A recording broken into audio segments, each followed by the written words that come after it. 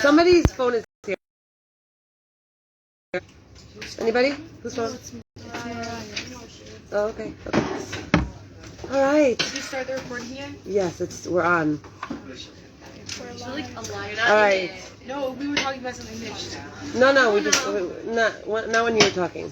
Yeah, not when you were doing your nisht. All right, hi guys, welcome. Today we're going to continue with our introduction to our Sefer, but then we're going to take a turn and we're going to make a left or a right or whatever, and we're going to talk a little bit about Elul and Rosh Hashana, and also today is Chafei Elul, which is today. What is Chafei Elul? You heard about it yet?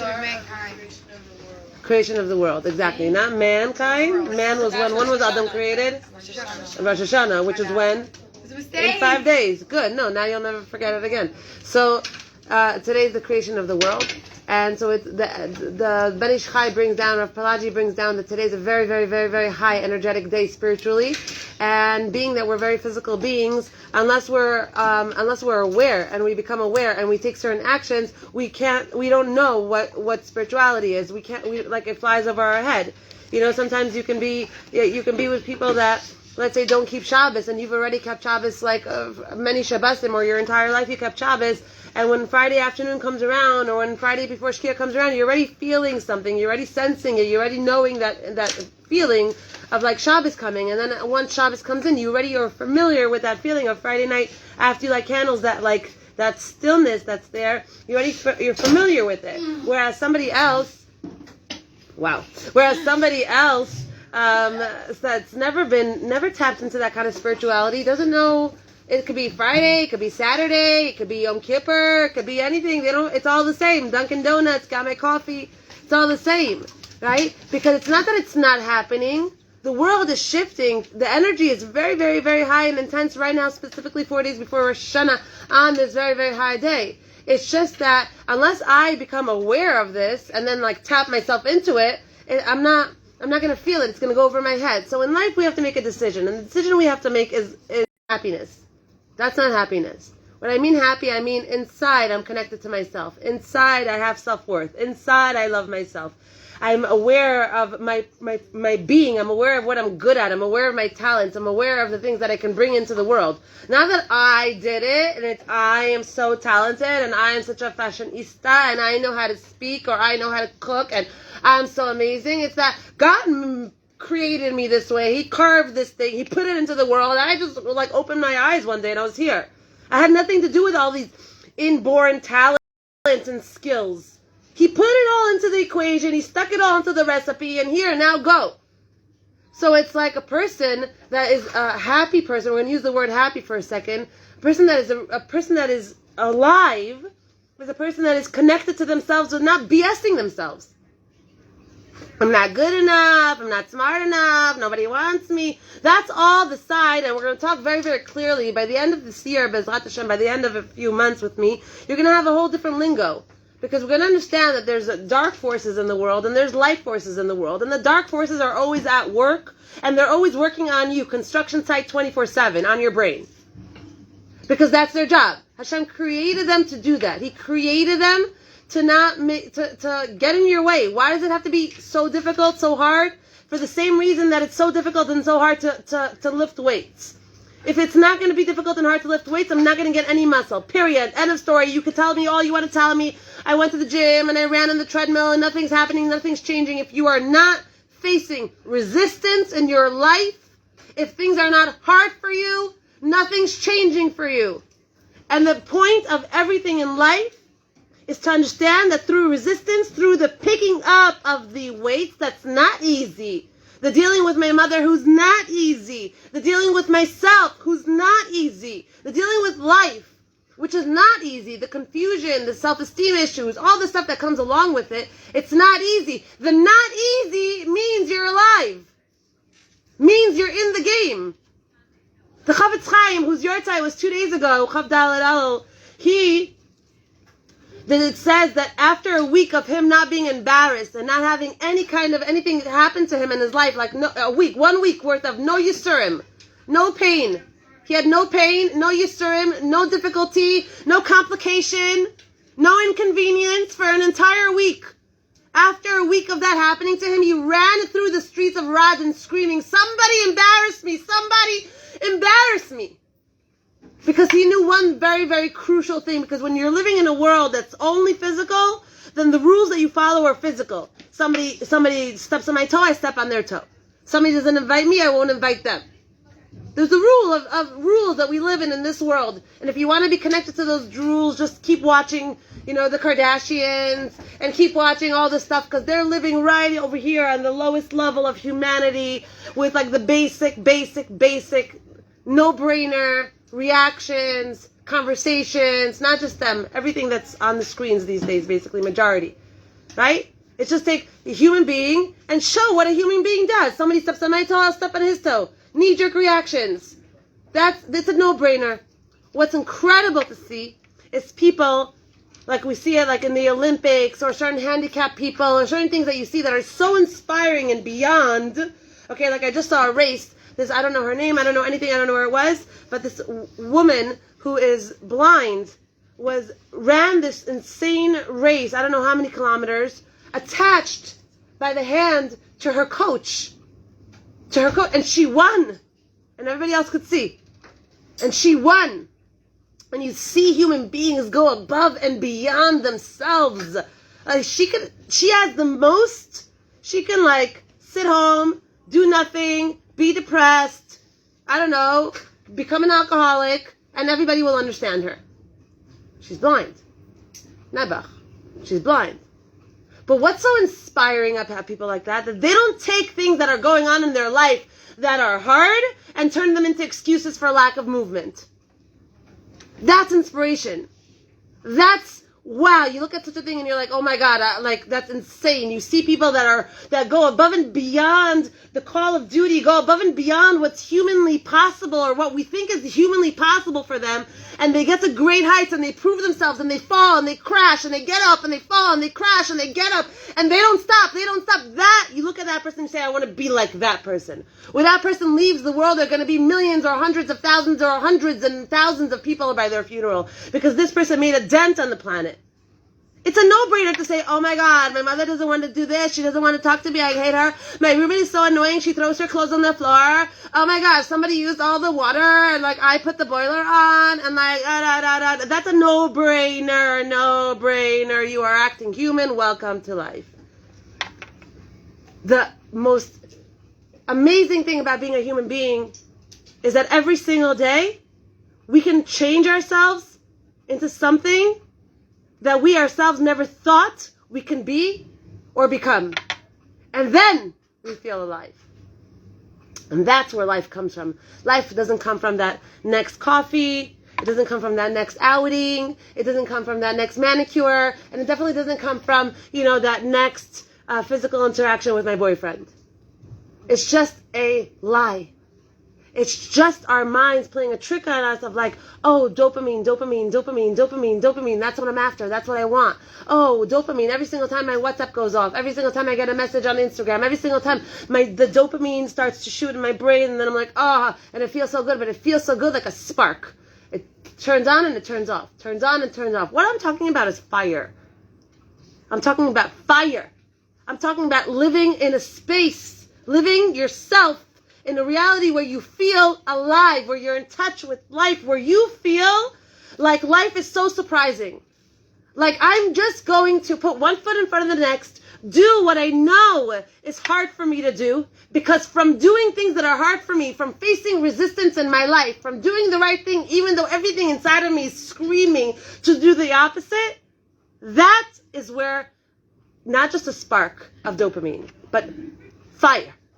But you feel good, you feel alive, you feel happy, even if you're not a size 2, even if you don't know what you're doing next year, even if you don't know what you're doing this summer, even if you don't like your room, even if a million things are going wrong in your life, it doesn't matter. It doesn't matter. Because you are moving. People that are stagnating, no matter how much money they have, no matter how beautiful they are, they will feel like they are dying on the inside. People that stay the same. Now, why do people stay the same? Comfortable. What's so good about comfortable? It's easy. You're used to it. So You're used to it. It's easy. It's comfortable. What's so good about it? If when I do something that's comfortable because it's easy, it makes me feel like I'm dying on the inside. I feel so stagnating. I feel so I'm the same place. I feel like I'm not moving. I feel like I'm staying with my issues. I'm like just in the same scenario over and over and over again in my life. So I have a friend and then it breaks up, and I have another relationship and then that breaks up, and every single thing that I'm involved in ends up the same way. Or every single job or every single thing that I'm doing, I touch, goes to hell. So what? So it's easy and it's comfortable, but I'm unhappy. So what's so good about comfortable? What's so good about comfortable? No, talk to me not from your mind. Talk to me from your heart. Because you don't want to put in the work. Why don't you want to put in the work? Because it's hard. Because it's hard. What's so bad about hard? Uncomfortable. It's uncomfortable. It's scary. You don't know what's next. You know what's coming. You don't know what? What's going to happen. But wait, now I have a wedding in 3 months. I want to lose 10 pounds, 15 pounds. It's really, really, really, really uncomfortable to now go on runs, not eat everything that everyone else is eating, not like pig out till 3 o'clock in the morning. Like it's really, really uncomfortable. Like I'm in seminary, I should be able to do that. But now I'm holding myself back and not doing it so I can fit into that gown so I can look beautiful. So what's the fear there? You said it's scary. Fear of failure. Okay, that I put my expectations up here and I'm not really going to make it because I'm going to cheat myself and... Good, yeah? That your reality might not meet your expectations. Good. What else? Why is it so scary to be uncomfortable? If I understand that comfort keeps me in the same place, and me staying in the same place is the recipe for depression, emotionally, and no matter who comes into my life, Prince Charming, he won't be able to change it for me in the end. He won't. The first few months maybe, but then afterwards it's going to go right back to where it was before with myself. So then if I know that discomfort is really where it's at, and anyone that's gotten anywhere in life always push themselves outside of their comfort zone, so why do I keep holding on to comfort like it's my child, like it's for dear life? It's all you know. You don't know anything else. You don't know anything else? Like sustains homeostasis, you don't like imbalance, but like we're made to like stay in a specific way. So like if our bodies internally are supposed to be like that, externally we feel like they should be like that too. Nice. Very good. What else? Yes. I feel like at some points, like, it's just because you don't want to, subconsciously. Like, a lot of things, like, we're capable of doing, but subconsciously you're too comfortable to want to push yourself, and, like, because you're so used to how it is, you're just, like, you just don't want to. You don't want to. And you could tell yourself that you might, but, like, you, like, actually... You just don't want to. Good. Good. What else? Good. You guys are good. What else? I love that you're awake, that you're alive, that you're present. I love it. And I just want to tell you that I haven't said those words in a few years to a class. So, kol kavod. Yeah. I feel like kind of something similar to what she said is that we know the feeling of like uncomfortableness, and I feel like a lot of us try to avoid it all the time. If that means like substituting it with just like immediate pleasure, just so we don't have to go through those like moments of uncomfortableness, then we choose to avoid it. Exactly. We choose to avoid discomfort in every way possible. Just leave me alone, discomfort. This is what I eat. This is when I sleep. These are my friends. These are my choices. Leave me alone, discomfort. I don't want to deal with you. That's what we choose all the time. Okay? So now, you're making very, very good points. And we're saying, the situation is very, very clear. It's like my son, my kids, at night, guys go take a shower, another 5 minutes, another 10 minutes. If I took a shower yesterday, I took a shower last night, I took a shower this morning. You didn't take a shower yesterday, last night, or this morning. I was there. You didn't. No, maybe I did. They come to a point where they're already lying to themselves in order not to get into the shower. Why do they not want to get into the shower? Because they're lazy to change what They're lazy. Exactly. Let's call a spade a spade. They are lazy. What's the voice in their head that's telling them stay put, don't move? Yofi, it's comfortable, it's nice, it's easy. Let me just go back into the pantry and get another bag of chips or another candy, another whatever, and sit here and watch for another whatever. Right? Because this feels easy and nice and comfortable and pleasure. Human beings want to feel pleasure at all times, and no matter what, that's our number one agenda in life, is to feel good. Period. Hashem created us that way. God created the world. This is the first chapter of Messias Yesharim. What does he say there? The Shem created the world in order to do good by us, for us to feel good. That is the reason why Hashem created the world. We are into the makeup, into the programming of ourselves. We are after dopamine rushes. We are after feeling good at all times and avoiding pain at all times. That's how we're wired. We are wired that way. So now what we're going to do right now is we're going to go into 2 examples. Okay, we're just touching Tomer Devorah. We're not even starting. We didn't even start the introduction. Because the introduction is so crucial for the rest of our learning for the rest of the year that I really, really, really want you to have a really clear, have your tool set in place, and let's start learning the book. But until we're clear on what this thing is, we can't approach we can't approach it because it's Kodesh Kodeshim. It's literally Holy of Holies. It's 13 steps, 13 tools to taking yourself to the next level, to meeting yourself at a superstar level. On a superstar level, not on the how are you? Fine. What are you doing? Nothing. Where are you going? I don't know. Maybe we'll go out for ice cream. What are you gonna do later? I don't know. That's the life we can have. That's the person I can be. Or I can be emanating myself, which is my soul, my strengths, my talents, my beauty, my energy. We all have a lot of that. We just have to bring it out. And the way to bring it out is to feed it. And the way to feed it is what we're doing right now, what we're saying right now. I have it on my wall. I wrote it on the wall. Run towards discomfort. Because comforts are killing us. They're killing us. They're leaving us in the same place. It feels good in the moment, and 5 minutes later I feel empty. I feel depleted. I feel depressed. I feel hollow. I feel lonely. I feel like I need that next text message or that next date or that next something to give me a pick-me-up. It's like we're running after drugs. It's like we're literally just a bunch of druggies running after our next fix. It's the guy, it's the restaurant, it's the party, it's the club, it's the mall, it's the clothing, it's the vacation, it's the next. That's the drug. And you know what it does? It's a facade. You gobble it up, you eat it, you experience it, you touch it, you smoke it, you drink it, and then it's over like it never existed. But what it leaves inside of the person, what it leaves there, it's not like it never existed because anything that you do, say, think has an effect. What happens is that once it leaves, it's like a spark, fills you up for a second, fills you up for that moment, fills you up for while you're eating, fills you up for that relationship in the second, fills you up for that touch, fills you up in that moment, and then it leaves. What happens when it leaves is that it leaves a hollow space. It's empty. And that emptiness is the feeling that we have when we feel alone. We feel disconnected. We feel like we have no one in the world. We feel like no one cares about us. We feel like we're not excited for life. We feel like we're not excited for life. We feel like we're not good enough. We feel like we're not smart enough. We feel like we don't connect. That's what it leaves. Because as long as I'm chasing a dream, the second I see it, it's like a hologram. The second I see it, it's gone. The second I see it, it's gone. Oh my God, I got it, it's gone. It'll never stay. It'll never ever stay. It'll never ever fill us. It's a facade. It's fake. It's an illusion. That's what the Yetzer does. He creates an illusion. 1 second. He creates an illusion for us. On the way, Avram takes Yitzchak to take him to Akedas Yitzchak. He crosses the river. What does the Yetzer Hara do there? What does he put there?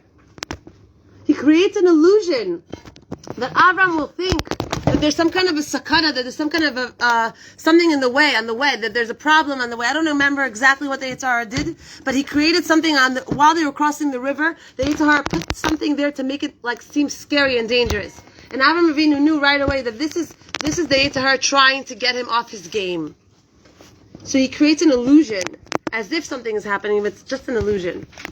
There's nothing there. And Avram Avinu knew that. And we have to know that. Anyone have a better idea? Let's see. Yeah, I need something else. Okay, I'll just put it like this. Okay. So here. Now yes. I feel like, yes, it's those things in the hollow space, but I don't think it's fair to compare it to drugs or an addict. Why? Because, okay, drugs leave people with psychosis, drugs leave people with this. Wait, you're too young. You're too young to know the end results. People start at the age of, what? How old are my kids? My youngest is 9. So he started with the whole dopamine thing when he was 3? I'm saying drugs is much more strong of a comparison. No. I'll tell you why it's not. Because the drugs and the life of running away from self, which running away from self means running towards things that will make me feel good right now. I'm not saying that there's something wrong with going out to a restaurant, going out with friends, waiting for that text message. I'm not saying there's anything wrong with it. I'm saying once my life becomes one long pattern of that my self-definition, my self-esteem, all of that comes from, from what? From temporary stuff, from temporary things. From, let me taste that. Let me go there. I wonder what he thinks about me. If that's where I'm at all the time, this is my arena, I'm in trouble. And when I'm going to be 40 years old, you think I'm not going to have psychosis? You think? You know how many people my age are on pills? Most of the people I know. Everyone's medicated. Tons of people are medicated because they're depressed, because they're unhappy, because they have anxiety up to wazoo. Where do you think that all comes from? Where do you think that comes from? The Zohar explains to us exactly where it comes from. He says exactly where it comes from. It's called pirud.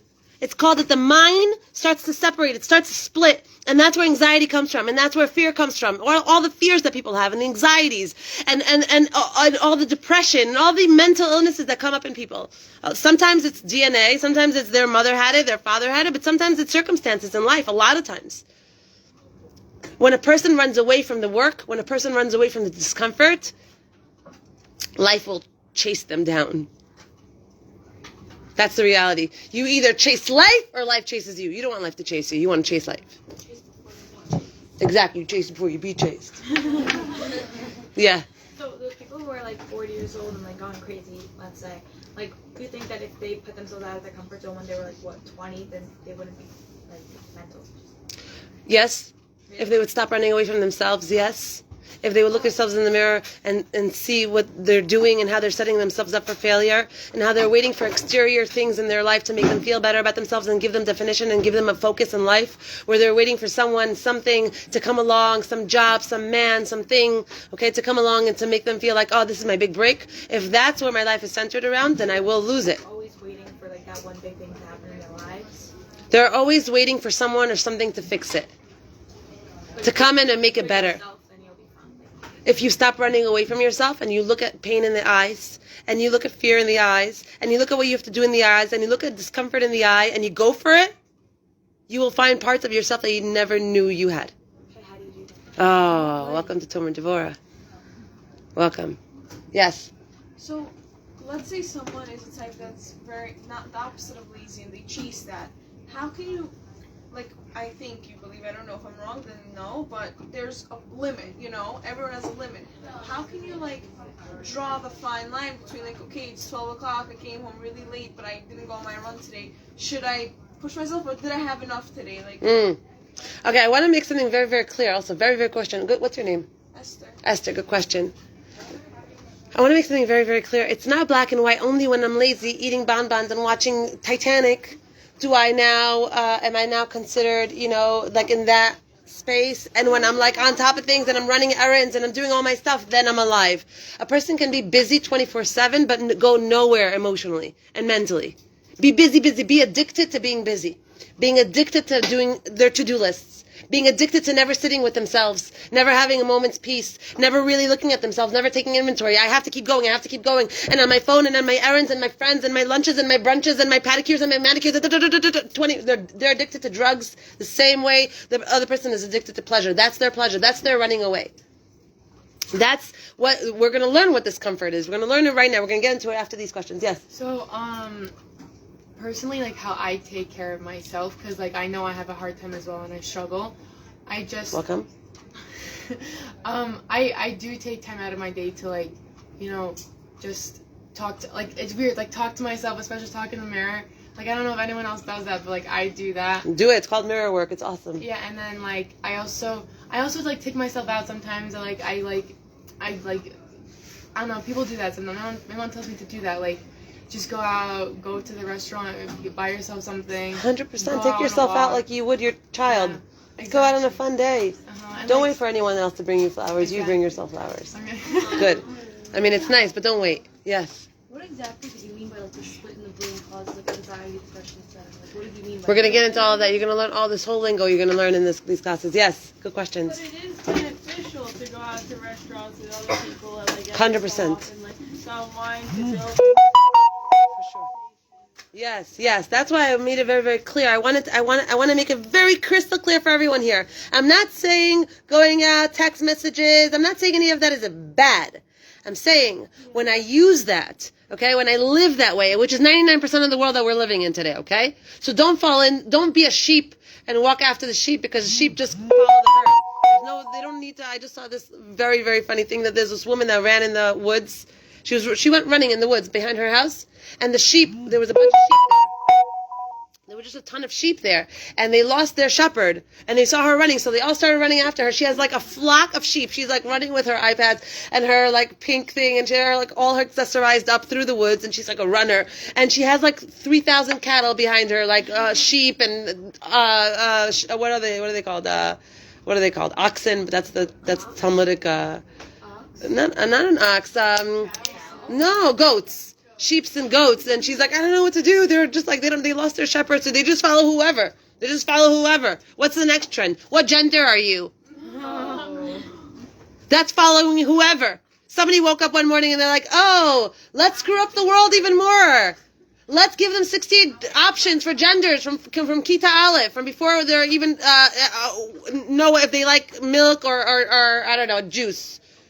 Let's give them these options. Why? Because we have to be liberal and we have to be open-minded and we have to give out people. But it's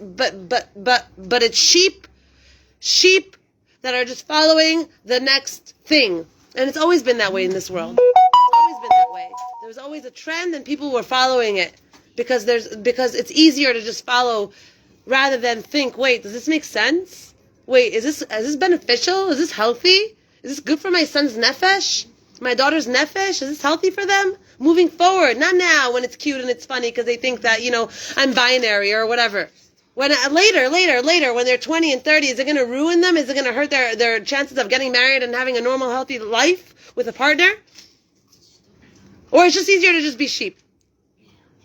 So, yeah. Wait, who didn't ask a question yet? Somebody had their hands up for a while and didn't ask. Yes. Okay, so I personally think also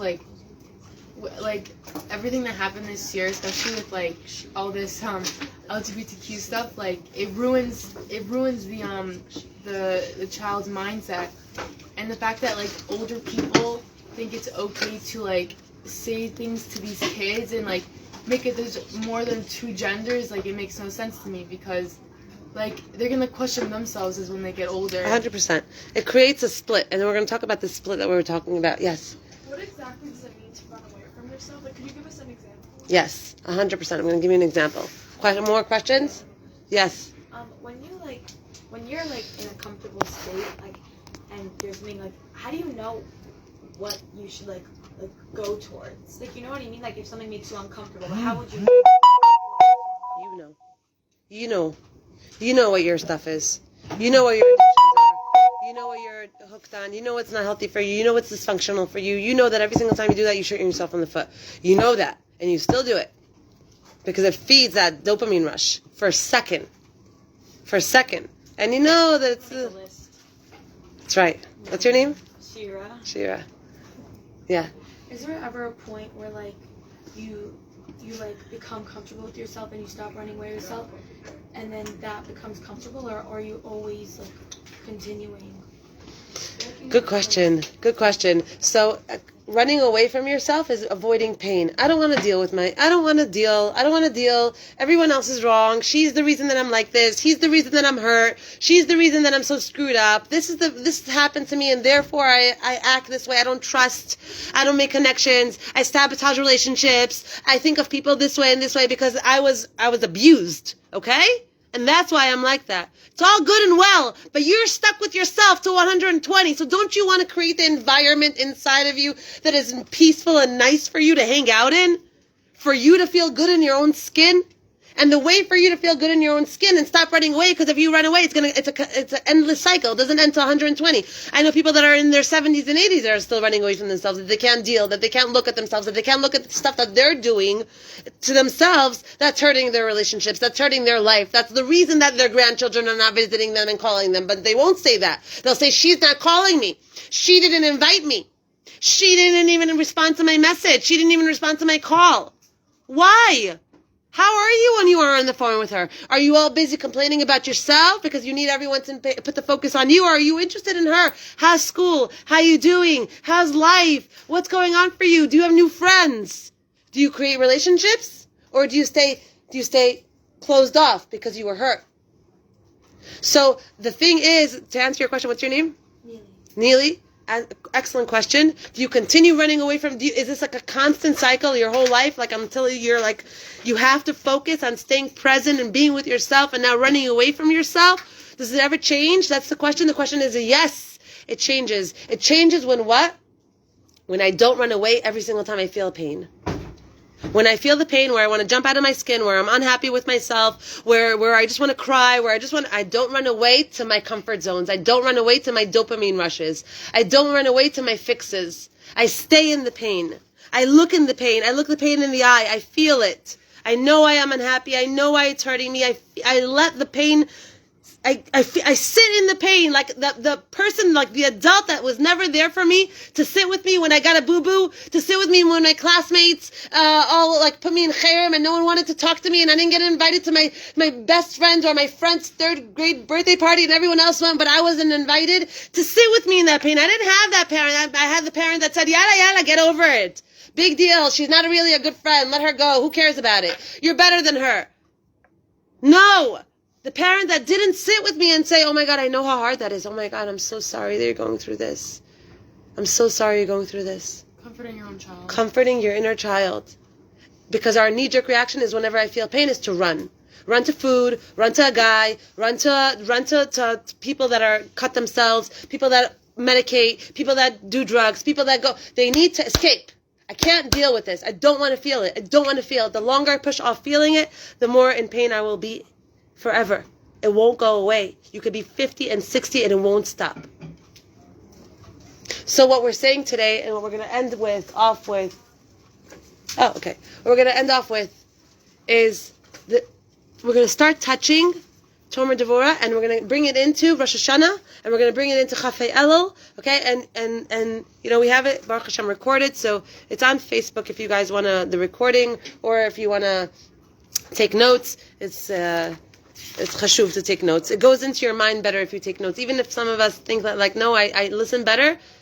I'm also one of those, I listen better people, but it's not true. It goes in better, meaning it has much more an effect on the nefesh when you jot certain things down that hit you. I want to remember that. Jot it down. Okay? It's not even for the coming back to it later. I sometimes never read my notes again, ever. Ever. I have journals and journals and journals. I never go back to read them. I don't care what I wrote 4 years ago. I don't care. But it's just the actual act of writing that moves you it propels you forward much faster than just listening. Okay? The more senses you have together doing something, the more of an impact that makes on you. Okay? So it's not just listening, it's looking, it's writing. Okay? It's more of you involved. The more of you are involved in the thing that you're doing, the more impact it will have in your life. Always remember that. Rule of thumb, not just with writing. The more involved you are with something, the more you will get out of it. The more impact it will have on you. Okay? All right, just be careful what you get involved in. All right. So be careful, as in when I say be careful, like, you come first. Protect self. Is this something that I want to be involved in? Is this something a person that I want to be with? Is this something a person that I want to invite into my life with their drama and their pain and all their stuff? Do I want to be in this thing with them, or is this time for me? Is this time for me to develop healthy relationships? And if it's not a healthy relationship, it's okay to be alone a little bit. It's okay. Not just to be in any kind of a relationship, in any kind of friendship. Pick what you would want to pick for your child. Pick what you would want to pick for your best friend, for someone that you love. That's the life you need to pick for yourself. That's right. That's good. So, Tomer Devorah gives the first chapter here, which is the introduction. You're going to read it. He talks about how, you remember the story with Yonah? Yeah. What happened with him? Well, he got thrown off the boat. Why? Talk louder. Do it anyway. Come out of your comfort zone. You're Shira. You're supposed to come out. I don't. No projection? She's shy. Stop pretending No, you're shy. She's not shy. Wait, was there like a storm or something? And I don't know.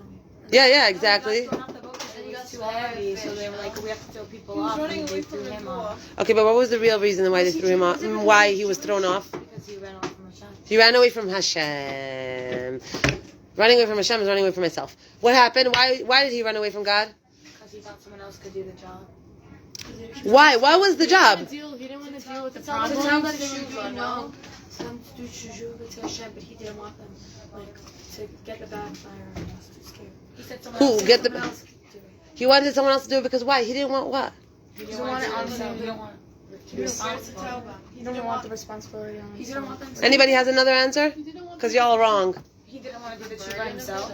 What? The burden of it. Like, No. he didn't want- You repeat the question. Wait, what kind of which burden? Which part? Like he didn't want. He also didn't know if Hashem was actually speaking to him. No. No, he knew God was talking to him. He didn't want the burden. The man He ran kept on into a running fish. away. He In kept case on, they didn't do tshuva, he didn't want the burden to be on him. he kept on running away to different places in order to just like avoid Hashem. Why? Why was he trying to avoid his mission? He was comfortable. He wasn't confident. He didn't believe in himself. Why? He wasn't confident. No.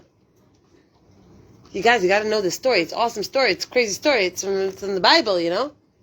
So, I'll give you like a quick recap.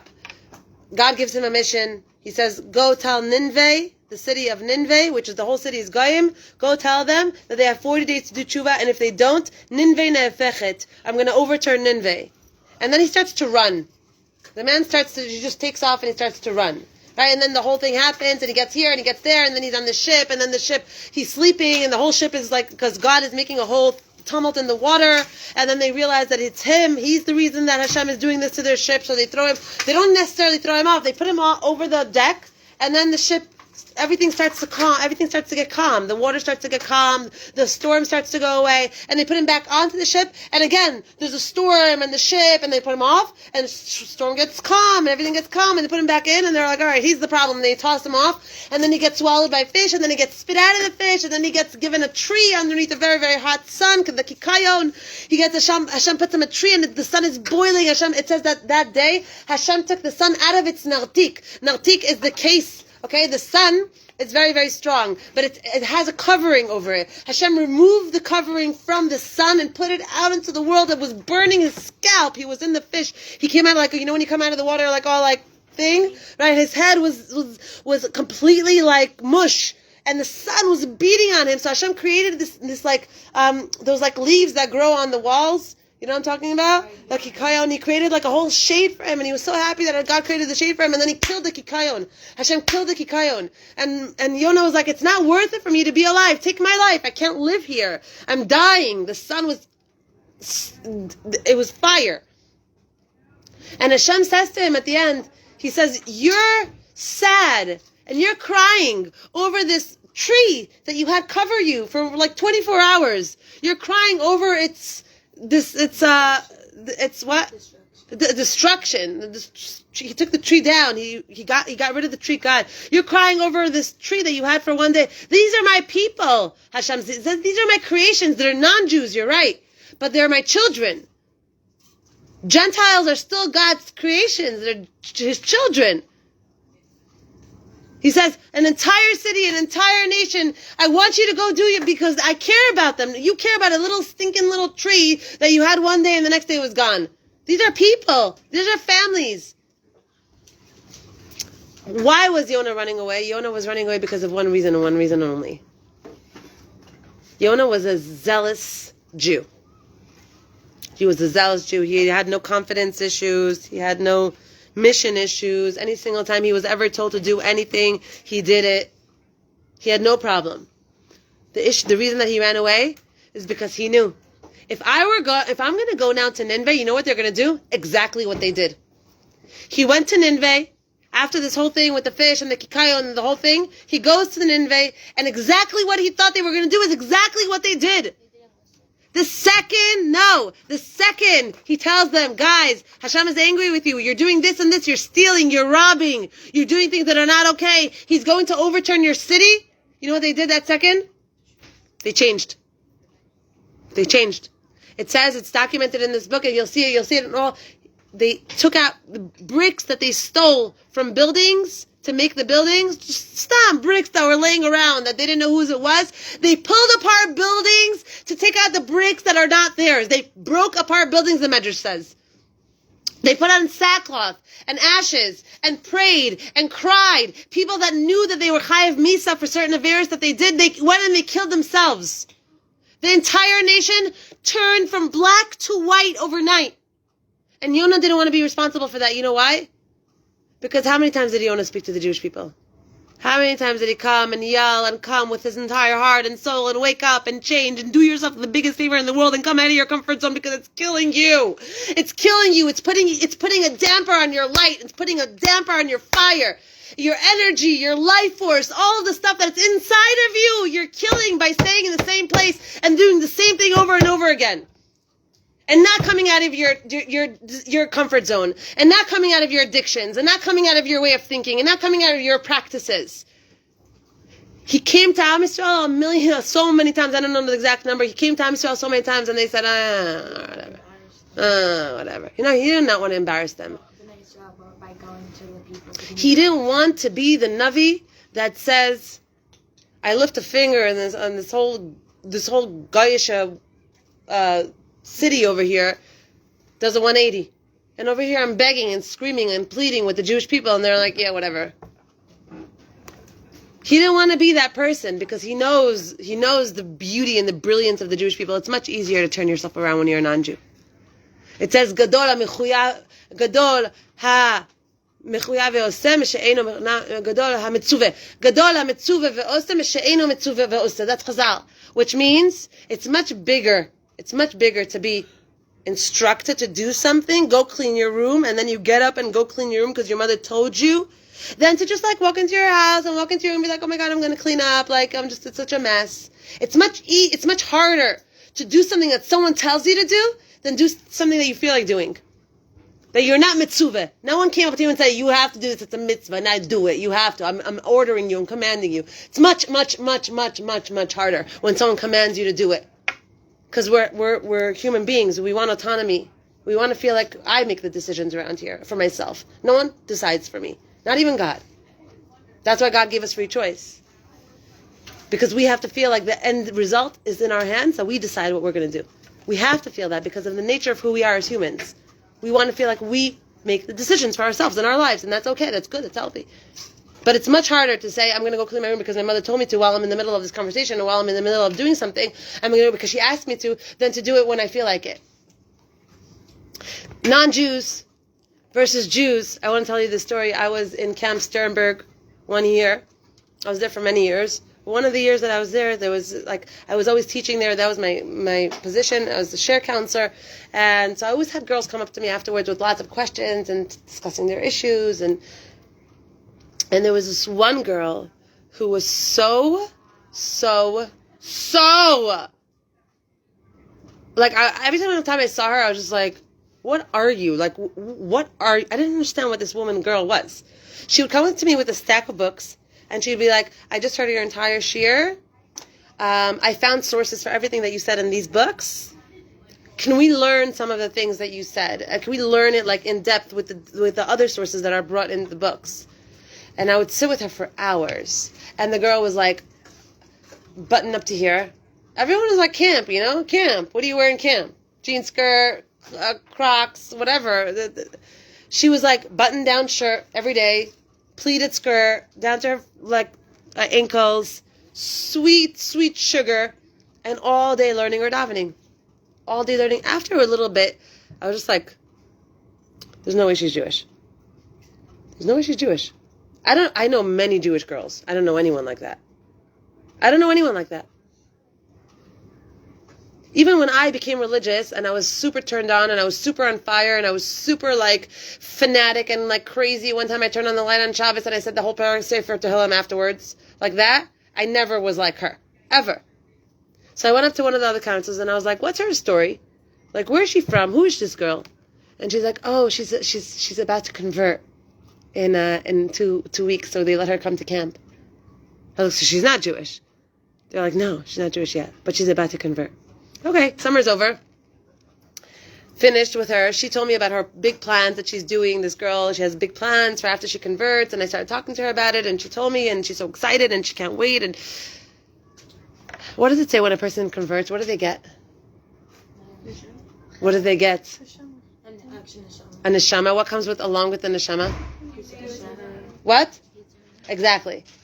They don't just get a Yetzer Hara, they get a Jewish Yetzer Hara. Goyim have a Yetzer Hara because they have mitzvos. They have Sheva mitzvos, right? Sheva mitzvos Noach, right? So they have a Yetzer Hara. They have a feeling like, I want to do the right thing, but then I'm like, screw it, I'm going to do what I want. They have that. What happens when a person converts, when they go into the mikvah, when they come out of the mikvah, and then they stand there in their mekabah, oh, Malchus Shamayim, and they say Shema Yisrael, Hashem gives them a Jewish soul, but He also gives them a Jewish Yetzer Hara. Do you know what happened with this girl? About like 7 or 8 months after camp was over, I called another counselor. I was talking to her about something, and I said, oh my gosh, whatever happened with that chick? Like, did she convert? What happened with her? And she was like, yeah, she converted. I'm like, oh my gosh, cool. How's she doing? She's like, it's the strangest thing, Devorah. You won't even believe me. I'm like, what happened? She said, like, literally, the girl, like, is like nothing today. Like, nothing. And I was like, give me her number. I have to talk to her. I called her up. She sounded like a different bria. Like, she sounded like a different person. She was like angry. She told me that she's like, I don't know what I was thinking. Like, I was just like, I didn't even like, I was just like on a trip. I was just like, whatever. I thought like Judaism was whatever. But she basically, after she converted, after like a month, she started to unravel. She started going every night to different clubs. Basically, when I spoke to her, she was in a rehab for drugs and alcohol. And she sounded like, she totally fell apart. Because it's very, very nice to be all spiritual when no one's standing over your head and saying, 613 mitzvos, be a Bat Yisrael, cover your elbows, keep Shabbos. It's very, very nice when no one's on your back and you're with a bunch of goyim and you're just like high and holy and praying.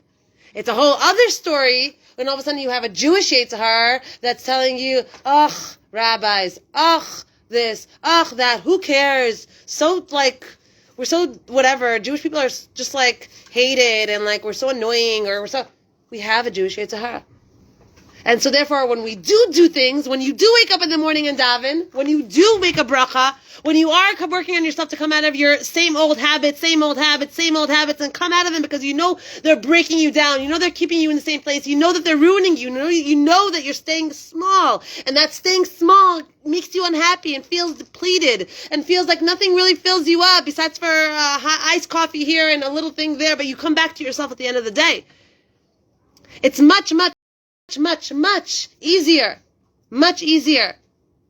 to do something when no one else is watching and nobody else cares and you don't even have to do it. It's much, much harder, bless you. It's much, much harder to be a Jew and keep staying in the race. And you have to know one thing, and with this we're going to end. Staying in the race means every morning I wake up and I try to daven. And some mornings I daven, and some mornings I don't. And some afternoons I daven mincha, and some afternoons I don't. And then I try, and I do 2 steps forward and 3 steps back, and 2 steps forward and 3 steps back, and 2 steps forward and 3 steps back. That means that you are alive. And it doesn't mean that if you're not doing it full force, 100%, then it's not good enough. That's the Yetzer Hara. That's the Jewish Yetzer Hara, the guilt. Oh, how can I even be davening if I just spoke so much Lashon Hara? Has nothing to do one with the other. Nothing to do one with the other. Yes, your davening would be a lot more effective if your mouth, your vessel here was fixed and you would be more careful with what comes out, because if you're careful with what comes out, then your power, your tefillah, according to the Chafetz Chaim, is a lot more potent in Shemaim. It goes straight up as opposed to dilly-daddling around and going up. But it has nothing to do with the other. You know how many times I do kiruv and I speak with people that are not religious and they're like, how could I keep Shabbos if I wear jeans? I'm like, ma kesher, what does one have to do with the other?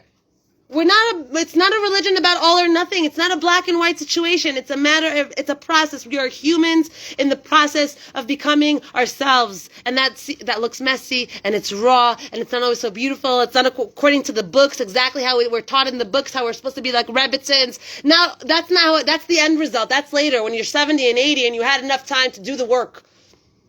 But the work looks messy.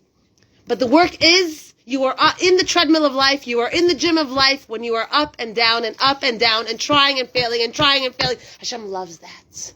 Hashem loves that. When you give up and you sit on the sidelines and you're just like, whatever, I'm never going to be able to get unhooked from this. detach from that. I can't break my habits. I can't break it. Forget it. I'm just who I am. Love it or leave it. Hashem's like, oh. And then pain has to be sent to you. God forbid, not you, a person. Has to be sent. Pain is there to poke a person into moving, to changing, into being uncomfortable for a minute. Pain is really a kiss from Hashem to get us to move out of our comfort zone because we're hurting ourselves. So moving into this time of Rosh Hashana, I just want to tell you, Rosh Hashana, it's all about Ratzon, Yemei Ratzon, the days of desire. What do you want? Start with what you want. What do you want? You want to be thinner? You want to be healthier? You want to be happier? You want to have more friends? What are your desires? What do you want for your new year? Start big. Shoot for the stars. Shoot for the stars. Don't expect it to be the same thing over and over again. It's not going to be the same thing over and over again. If you change, your life will change. If you stay the same, your life will stay the same. First, you got to decide your map. What's your map? Where's your address? Where are you going to? What are you putting into your GPS? What's your destination? And don't be like, I can't do that. That's too much for me. That's too whatever. I don't know if I can ever be that person. Don't think that person. Don't think that way. It doesn't matter. You're not in charge of you're not in charge of it.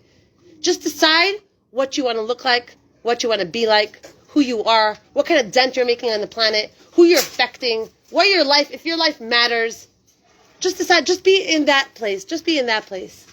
And Bezrat Hashem, once you have a very clear destination of where you're going, you're going to get there. It might be messy. It might have detours. It might be 3 steps forward, 2 steps back, but you're going to get there.